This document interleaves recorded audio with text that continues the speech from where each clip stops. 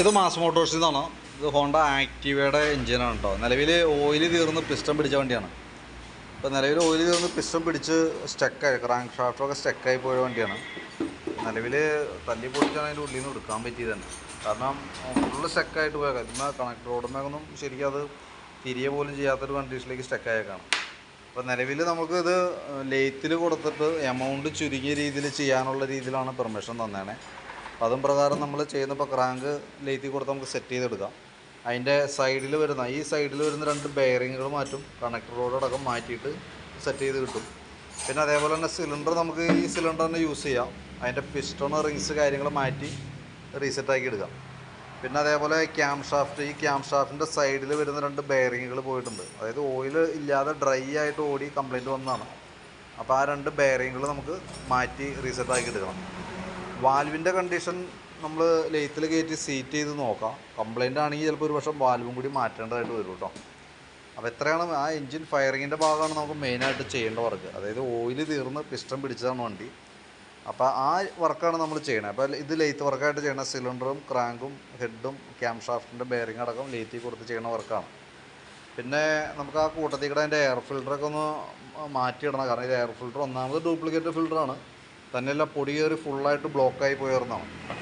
പിന്നെ മാർച്ചിൽ വണ്ടി കയറിയിരുന്നതാണ്. നമുക്കതിൻ്റെ പെർമിഷൻ കിട്ടി ചെയ്യാനായിട്ടുള്ള പെർമിഷൻ കിട്ടാനൊക്കെ ഒരുപാട് ഡിലേ ആയി.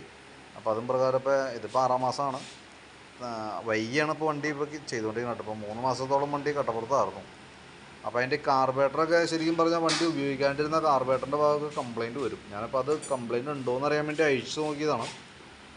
അതിൻ്റെ നിലവിലൊരു ഫംഗസ് പിടിച്ചാണ് പോലെയൊക്കെ ഇരിക്കുന്നുണ്ട്. ഇപ്പോൾ ഞാൻ ക്ലീനർ ഉപയോഗിച്ച് ക്ലീൻ ചെയ്ത് ഇട്ട് നോക്കാം. ഇതെന്താ പ്രശ്നം എന്ന് വെച്ചാൽ അങ്ങനെ ഉപയോഗിക്കാണ്ടിരിക്കുമ്പോൾ പ്രോബ്ലം വന്നതെന്ന് വെച്ചാൽ ഓവർഫ്ലോ, പെട്രോൾ ഓവർഫ്ലോൻ്റെ കംപ്ലയിൻറ്റ് വരും. മിസ്സിങ്ങിൻ്റെ പ്രോബ്ലമൊക്കെ നമുക്ക് സോൾവ് ചെയ്തെടുക്കാം. ഓവർഫ്ലോ കംപ്ലയിൻറ്റ് വന്നാൽ പിന്നെ നമുക്ക് പ്രത്യേകിച്ച് ഒന്നും ചെയ്യാനായിട്ട് പറ്റില്ല. അതാണ് നമ്മൾ ഈ തിരക്ക് വിട്ടിരിക്കുന്നതിൻ്റെ കാരണം. നമ്മൾ വിളിക്കുന്നതിൻ്റെ കേസ് ഇടയ്ക്കിടയ്ക്ക് വിളിച്ചുകൊണ്ടിരുന്നതിൻ്റെ കാരണവും അത് തന്നെ.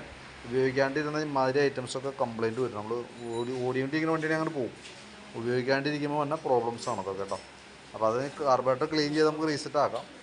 അപ്പോൾ ഞാനതിൻ്റെ ഒരു ഏകദേശം ഒരു എസ്റ്റിമേറ്റ് ആക്കാം. കാരണം നമ്മളിപ്പോൾ ആദ്യം നമ്മൾ ഫസ്റ്റ് അഴിച്ച് സിലിണ്ടർ പിസ്റ്റൺ പിടിച്ചേക്കണത് കണ്ട് പ്രകാരം നമ്മളത് റഫായിട്ടുള്ള രീതിയിലുള്ള എസ്റ്റിമേറ്റ് പറഞ്ഞായിരുന്നു. ഇപ്പോൾ ഞാനതൊരു എസ്റ്റിമേറ്റ് ആക്കാം. അതിൻ്റെ ഡീറ്റെയിൽസ് വാട്സാപ്പിൽ ഇടാം കേട്ടോ.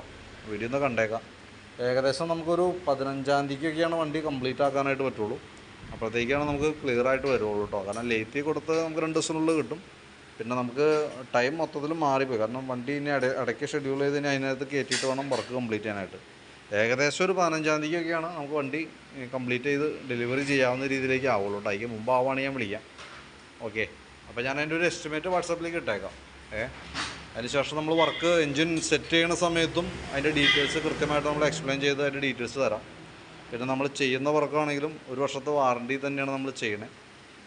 ലേറ്റ് കൊടുത്തിട്ടാണ് ചെയ്യണമെങ്കിൽ പോലും അത് 1 വർഷത്തെ വാറണ്ടിയിലാണ് നമ്മൾ ചെയ്യണത്. 1 വർഷം അല്ലെങ്കിൽ 12,000 കിലോമീറ്റർ കേട്ടോ.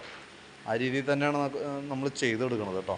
അത് കറക്റ്റായിട്ട് അതിൻ്റെ എൻജിൻ ഓയിൽ കാര്യങ്ങളൊക്കെ കറക്റ്റ് സർവീസ് കാര്യങ്ങൾ കൃത്യമായിട്ട് ചെയ്യുകയാണെങ്കിൽ നമുക്ക് വാറണ്ടി കാര്യങ്ങളൊക്കെ എന്തെങ്കിലും ഒരു കംപ്ലയിൻറ്റ് വന്നിട്ടല്ല, ബൈ ചാൻസ് എന്തെങ്കിലും വന്നു കഴിഞ്ഞാൽ തന്നെ നമുക്ക് വാറണ്ടി കവർ ചെയ്യാനായിട്ട് പറ്റും. അപ്പോൾ ഡീറ്റെയിൽസ് വാട്സാപ്പിലേക്ക് ഇടാം. വീഡിയോ കണ്ടുകഴിയുമ്പോൾ നോക്കിയിട്ടൊന്ന് റിപ്ലൈ ഇട്ടേക്കാം. 15-ാം തീയതിയാണ് നമ്മൾ ഡെലിവറി ഡേറ്റ് പറയണത്. അതിനിടയിൽ ആവുകയാണെങ്കിൽ നമ്മൾ കോൺടാക്റ്റ് ചെയ്യുന്നതായിരിക്കും. ഓക്കെ.